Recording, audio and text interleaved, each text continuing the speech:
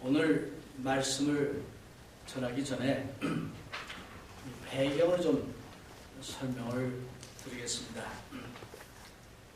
이스라엘이 약 400년 동안 말라기서가 끝난 뒤로 400년 동안 선지자가 없었습니다.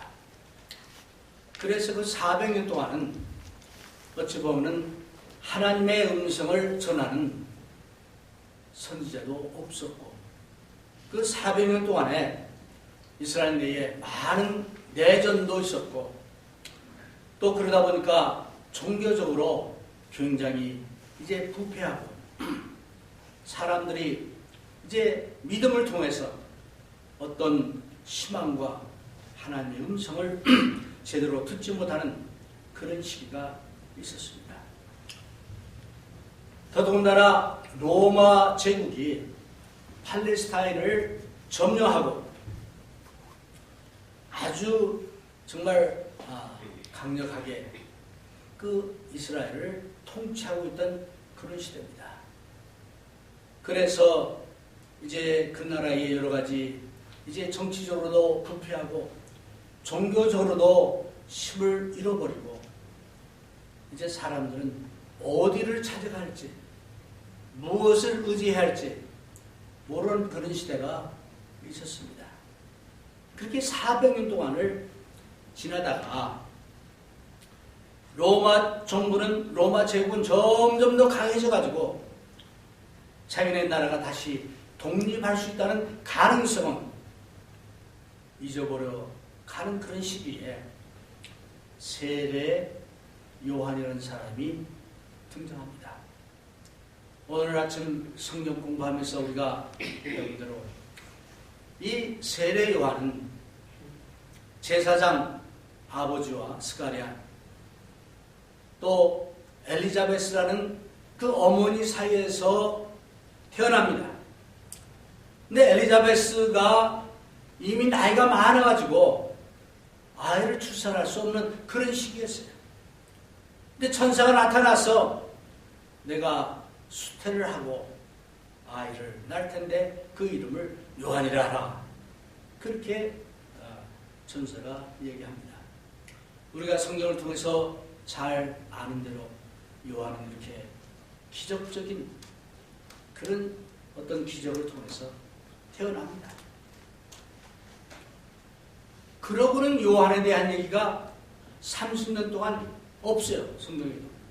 근데 30년 동안 요한이 어디에서 무엇을 했는지는 모릅니다. 그런데 오늘 이 말씀을 보니까 세례 요한이 유다 광야에서 살고 있었고, 또 유다 광야에서 세례 요한은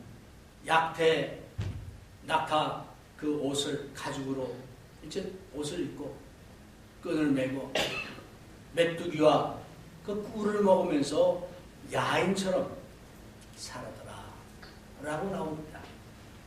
얼마나 세례 요한이 그렇게 오래 했는지 우리 모릅니다. 세례 요한이 몇 살 때 집을 나와서 광야에 가서 살았는지 우리 잘 모릅니다. 그러나 한 가지 분명한 것은 세례 요한은 가정을 떠나서 어찌 보면 제사장의 가정이니까 뭐 먹고 사는 건 문제가 없었겠죠. 어찌 보면 상당히 유복하고 뭐 그런 가정에서 평안한 가정에서 살 수 있는 조건임에도 불구하고 세례 요한은 광야에 가서 생활했다. 그런 걸 알 수 있습니다. 그래서 그 세례 요한이 그 광야에서 이제 스스로 말하기를 나는 광야에 외치는 자의 소리다 라고 하면서 메시지를 전합니다. 메시지를. 세례 요한의 메시지는 간단해요. 회개하라. 세례를 받으라. 그 메시지를 사람들이 한 사람, 두 사람 듣다가 뭔가 다른데? 우리나라에 희망이 없는 것을 알았는데 이 세례 요한을 통해서 이제 하나님께서 미리 예언하신 대로 이제 그리스도 메시아가 오기 전에 엘리야를 보낸다고 했는데 그 엘리야가 세례 요한이 아닐까. 그런 기대심이 올라간 거예요. 네. 그래서 세례 요한은 광야에서 메시지를 전하는데 사람들이 전국에서 꾸역꾸역 몰려옵니다. 그 사람들은 별의별 사람들이 다 있어요.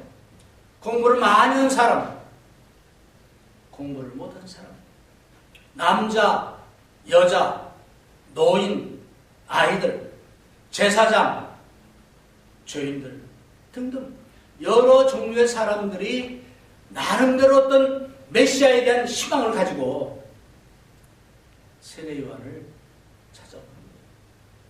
그러니까 찾아온 그 사람들 향해서 세례 요한은 계속 얘기합니다. 회개하라. 천국이 가까웠다. 믿고 회개하고 세례를 받으라.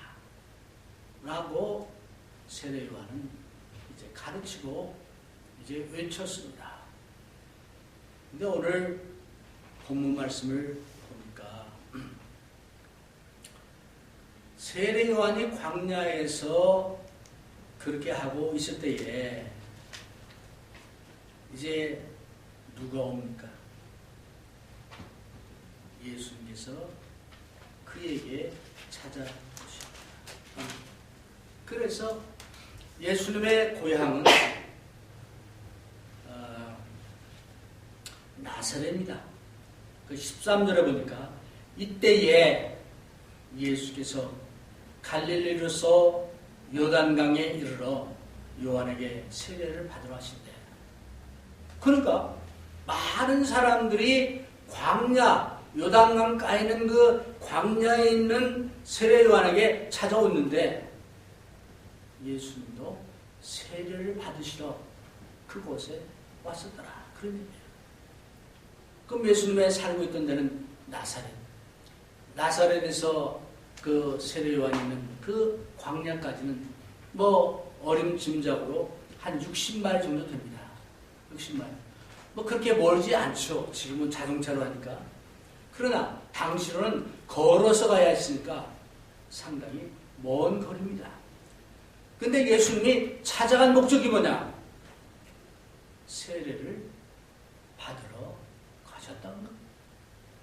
근데 세례 요한은 지금 메시지를 전하는데 회개하라, 믿어라, 세례를 받으라 이런 메시지를 전하고 있는데 거기 예수님이 찾아가셨다는 겁니다. 어찌 보면 전혀 어울리지 않는, 맞지 않는 그런 모습이 여기 나오는 겁니다. 그래서 이제 예수님이 거기를 찾아가서 세례 요한에게 세례를 달라고 요청을 하는 내용이 13절에 나옵니다. 우리가 또 알아야 될 것은 뭐냐? 유대인이 되는 것은 딱 한 가지예요. 두 가지. 하나는 유대인 부모 밑에서 태어나면 유대인이에요. 그래서 유대인 부모 밑에서 태어나면은 할례를 받고 그 사람 무조건 유대인이 되고 하나님의 나라 백성이 됩니다. 그런데 이방 사람들 중에서 유대교를 믿고 하나님을 섬기고 이제 정말 하나님을 잘 섬기기를 원하는 그런 사람들이 어떤 과정을 거쳐서 세례를 받으면 유대인이 됩니다. 두 가지가 있어요. 그래서 유대인들은 세례를 받을 필요가 없고 유대인들에게는 세례가 생소한 얘기입니다. 왜? 우리는 이미 하나님의 나라 백성이고 우리는 하나님의 선택된 민족인데 왜 세례가 필요해? 이런 생각을 하고 있었어요. 특히 바리새인들하고 사두개인들은 누구보다도 율법을 잘 알고 또 나름대로 율법을 잘 지켜왔기 때문에 세례 같은 거 받을 생각도 안 하고 필요가 없고 더더군다나 회개할 마음은 전혀 없었어요.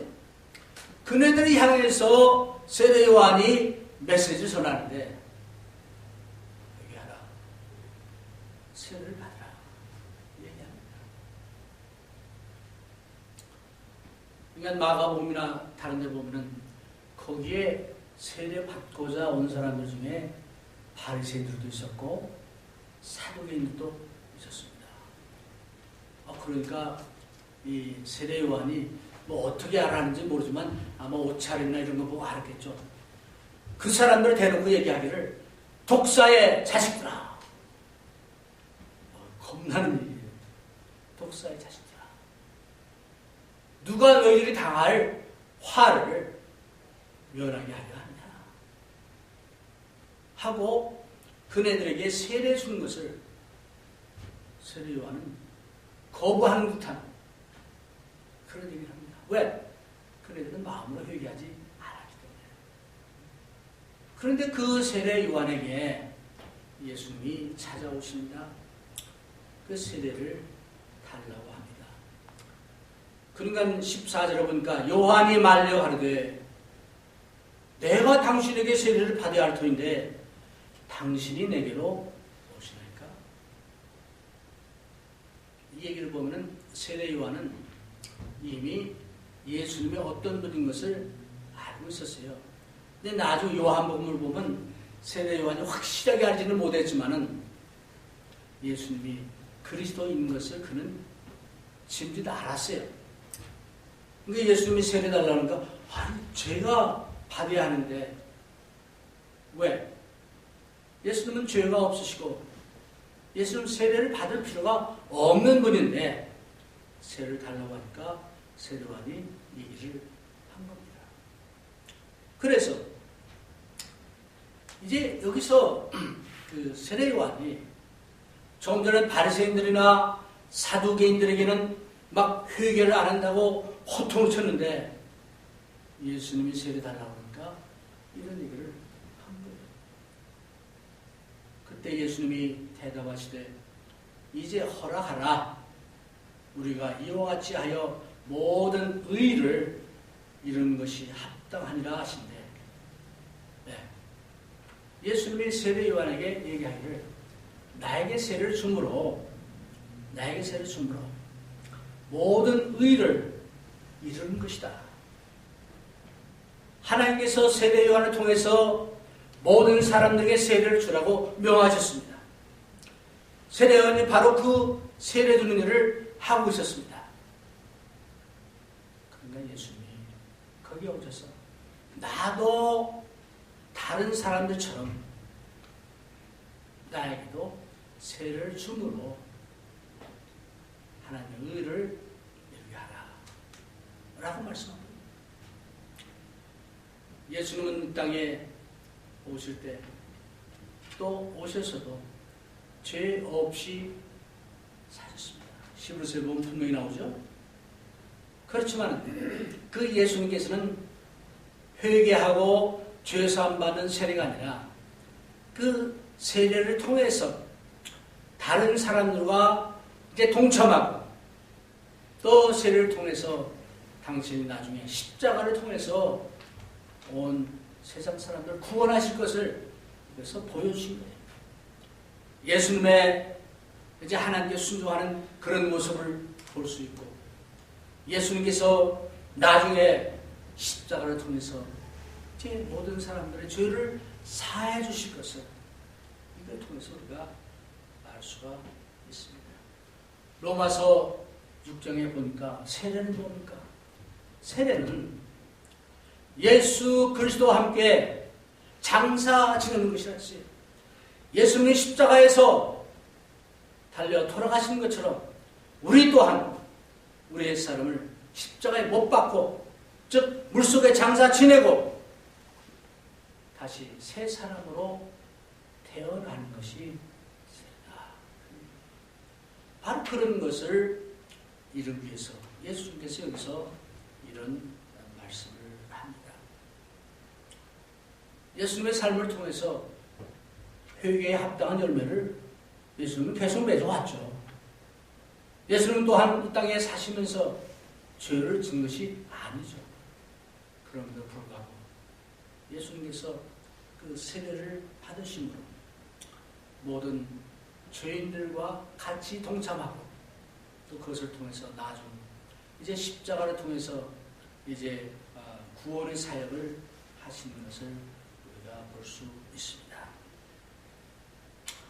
그래서 여기서 보면은 예수님께서 이제 세례를 받으시는데 세례 요한과 함께 그 요단강 속에 들어가서 침례를 받죠. 받고 올라오실새 내려갔으니까 올라와야죠. 올라오실새 하늘이 열리고 하나님의 성령이 비둘기같이 내려 자기 위에 임하심을 보시더니 하나님께서 세례 받으신 그 예수님을 보고 성령이 비둘기같이 임하시면서 하는 말이 이제 이는 내 사랑하는 참 아들이다. 다른 데 보면 그렇게 되어 있죠. 그래서 그 하늘이 열리고 하나님의 성령이 비둘기같이 내려 자기의 임하심을 보시더니 하늘에서 소리가 있어 말씀하시되 이는 내 사랑하는 아들이요 내 기뻐하는 자라 하신다. 하나님께서 예수님을 이렇게 공개적으로 인정하는 것이 성경에 보면 3번이 나옵니다. 이런데 사랑하는 아들이다. 그의 말을 들으라. 라고 하신 것이 3번 나와요. 한 번은 여기 나오고 또 한 번은 변화산 그 사건 때 나오고 한 번은 예루살렘에 가셨을 때 또 이게 나옵니다. 그래서 하나님께서 예수님이 이제 30세가 되어서 공생애를 시작하실 때 세례 요한의 세례를 통해서 예수님이 공식적으로 모든 사람들에게 하나님의 아들이시여 그리스도인 것을 공표하는 어쩌면 그런 자리가 아니었나 이렇게 보여집니다. 우리 이 사실을 통해서 우리가 배울 수 있는 교훈은 뭐겠습니까? 세례 요한을 통해서 시작된 그 세례가 예수님께서는 마지막 승천하기 전에 제자들에게 너희는 가서 모든 족속으로 제자를 삼아 아버지와 아들과 성령 이름으로 세례를 주고 예수님의 명령입니다.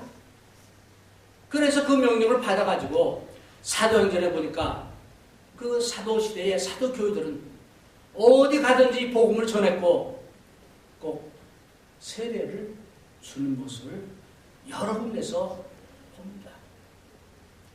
세례는 구원과 필수적인 관계가 있다는 그런 의미입니다. 네. 첫째, 예수님께서 우리에게 세례를 받아야 할 모습을 보셨어요.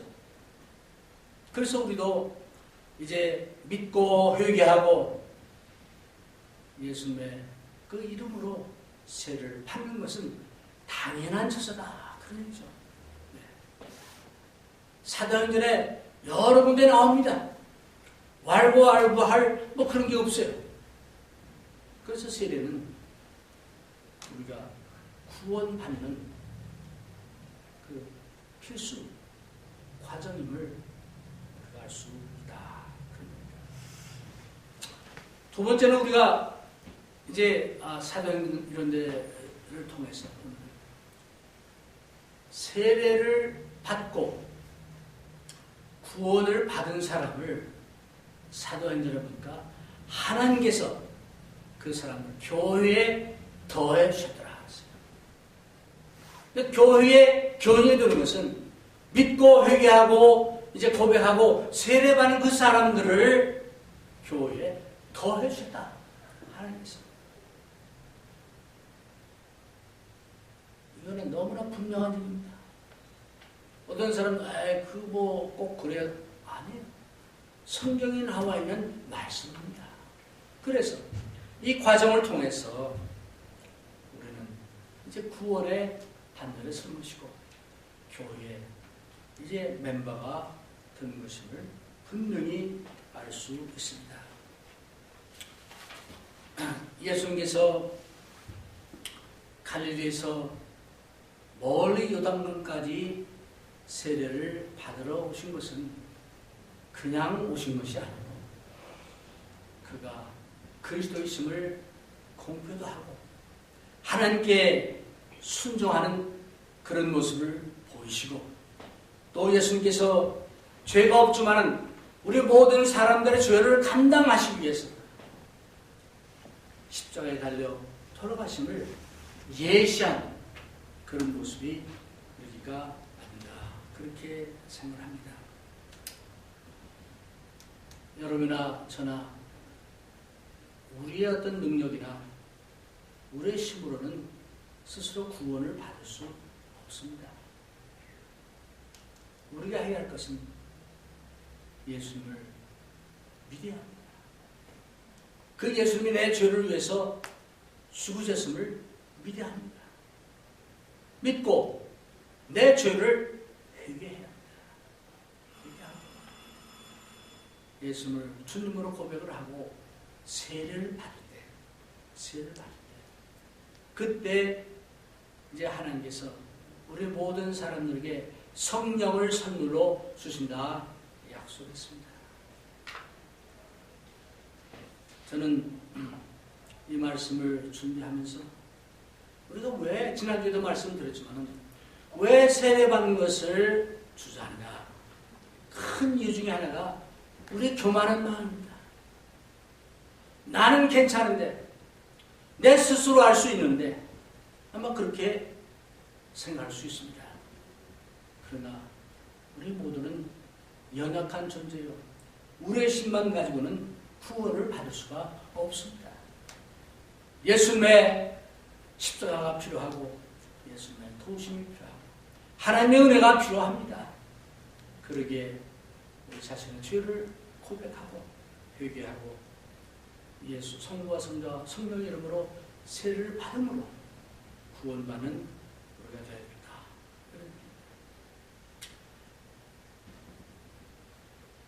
이런 세례를 예수님께서 받으셨을 때에 아까 말씀드린 대로 하나님께서 하늘이 열리고 성령이 비둘기같이 임하시고 이는 내 사랑하는 아들이라 하신 것처럼 오늘 우리도 비록 우리는 죄인이고 부족하고 정말 우리의 신 가지고는 아무것도 할 수 없지만 하나님께서 내 사랑하는 아들이라고 우리도 인정해 주십니다.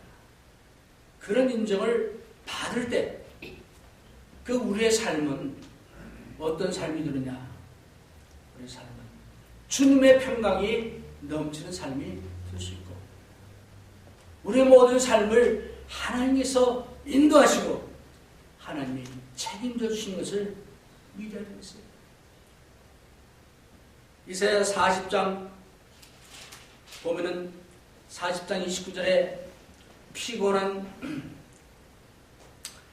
28절에 너는 알지 못하느냐 듣지 못하느냐 영원하신 하나님 여호와 땅 끝까지 창조하신 자는 피곤치 아니하시며 곤비치 아니하시며 명철이 한이 없으시며 피곤한 자에게는 능력을 주시며 무능한 자에게는 힘을 더하시나니 소년이라도 피곤하며 곤비하며 장정이라도 넘어지며 자빠지되 오직 여호와를 앙망하는 자는 새 힘을 얻으리니 독수리에 날개치며 올라감같이 들 것이요 다른 박질을 해도 곤비치 아니하겠고 걸어가도 피곤치 아니하리라. 이게 하나님을 정말 믿고 예수님을 믿고 회개하고 세례 받는 사람이 주시는 하나님의 축복의 약속입니다. 그 약속을 저는 믿습니다. 그 약속을 여러분도 믿고 그런 믿음 가운데서 예수님을 주님으로 고백하고 날마다 주님과 함께 승리하는 여러분들이 되시기를 주님의 이름으로 권면해 드립니다.